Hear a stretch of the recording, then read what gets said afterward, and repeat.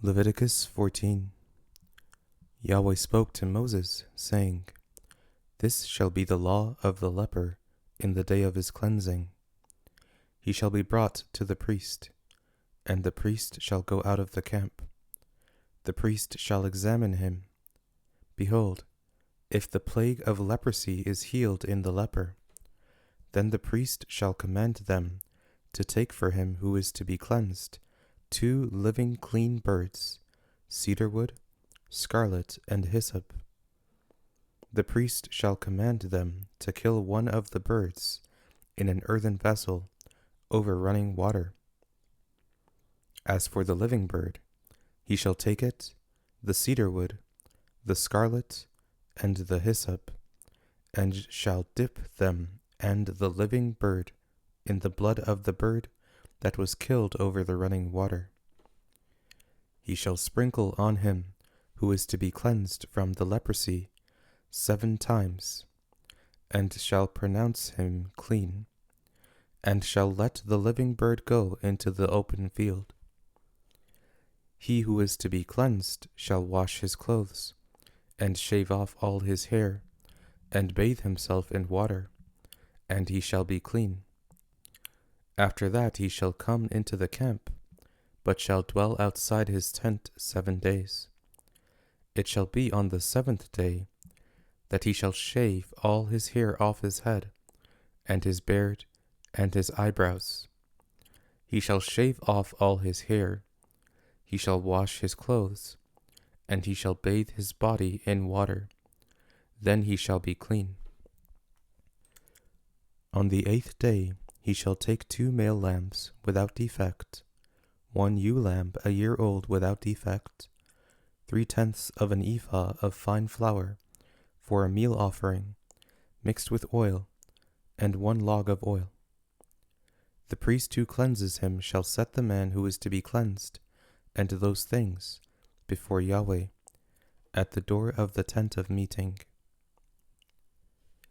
The priest shall take 1 of the male lambs, and offer him for a trespass offering, with the log of oil, and wave them for a wave offering before Yahweh.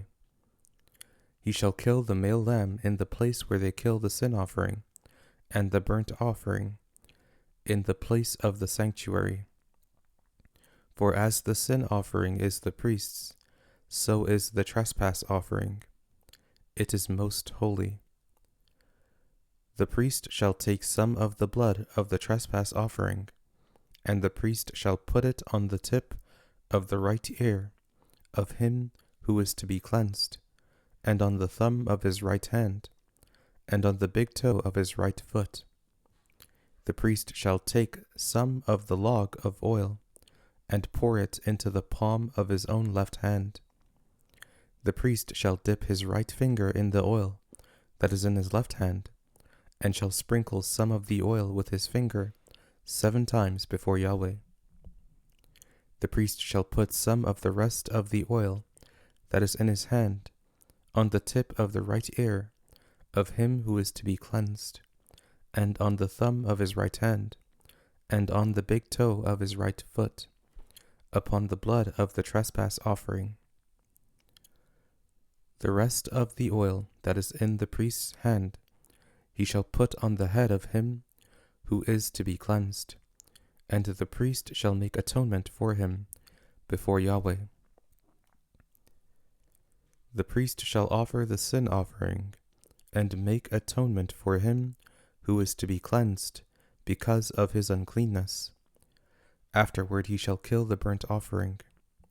Then the priest shall offer the burnt offering and the meal offering on the altar. The priest shall make atonement for him, and he shall be clean. If he is poor, and can't afford so much, then he shall take 1 male lamb for a trespass offering to be waved, to make atonement for him, and 1/10 of an ephah of fine flour, mixed with oil, for a meal offering, and a log of oil, and 2 turtle doves, or 2 young pigeons, such as he is able to afford. And the one shall be a sin offering, and the other a burnt offering. On the 8th day he shall bring them for his cleansing to the priest, to the door of the tent of meeting before Yahweh. The priest shall take the lamb of the trespass offering, and the log of oil, and the priest shall wave them for a wave offering before Yahweh. He shall kill the lamb of the trespass offering. The priest shall take some of the blood of the trespass offering, and put it on the tip of the right ear of him who is to be cleansed, and on the thumb of his right hand, and on the big toe of his right foot. The priest shall pour some of the oil into the palm of his own left hand, and the priest shall sprinkle with his right finger some of the oil that is in his left hand 7 times before Yahweh. Then the priest shall put some of the oil that is in his hand on the tip of the right ear of him who is to be cleansed, and on the thumb of his right hand, and on the big toe of his right foot, on the place of the blood of the trespass offering. The rest of the oil that is in the priest's hand he shall put on the head of him who is to be cleansed, to make atonement for him before Yahweh. He shall offer one of the turtle doves, or of the young pigeons, whichever he is able to afford, of the kind he is able to afford, the one for a sin offering, and the other for a burnt offering, with the meal offering. The priest shall make atonement for him who is to be cleansed before Yahweh. This is the law for him in whom is the plague of leprosy, who is not able to afford the sacrifice for his cleansing. Yahweh spoke to Moses and to Aaron, saying, When you have come into the land of Canaan, which I give to you for a possession, and I put a spreading mildew in a house in the land of your possession, then he who owns the house shall come and tell the priest, saying, There seems to me to be some sort of plague in the house. The priest shall command that they empty the house, before the priest goes in to examine the plague, that all that is in the house not be made unclean. Afterward the priest shall go in to inspect the house. He shall examine the plague, and behold, if the plague is in the walls of the house with hollow streaks, greenish or reddish, and it appears to be deeper than the wall, then the priest shall go out of the house to the door of the house, and shut up the house 7 days. The priest shall come again on the 7th day, and look. If the plague has spread in the walls of the house, then the priest shall command that they take out the stones in which is the plague, and cast them into an unclean place outside of the city. He shall cause the inside of the house to be scraped all over. They shall pour out the mortar that they scraped off outside of the city into an unclean place. They shall take other stones and put them in the place of those stones. And he shall take other mortar and shall plaster the house.